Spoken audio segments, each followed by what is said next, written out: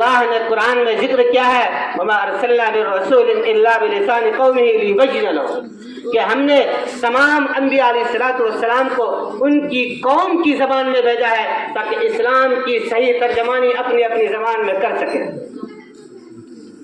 تو پتہ چلا کہ قوموں کو ایجاد کرنے والے اور زمانے بنانے والے اور زبان کو بدلنے والے وہی ذات ہے۔ اس ذات کو لوگ الگ الگ ناموں سے یاد کرتے ہیں، کوئی ایشور کہتا ہے، کوئی پربھو کہتا ہے، کوئی گاڈ کہتا ہے، کوئی اللہ کہتا ہے۔ ہمیں دشواری نہیں ہونی چاہیے، لیکن یاد کرے اسی ایک کو، اس کے ساتھ کسی کو شریک نہ کرے، اس ایک اللہ کو جو پورے سنسار کو چلانے والا ہے، پوری دنیا کو چلانے والا ہے، جو دونوں جہاں کا رب العالمین ہے۔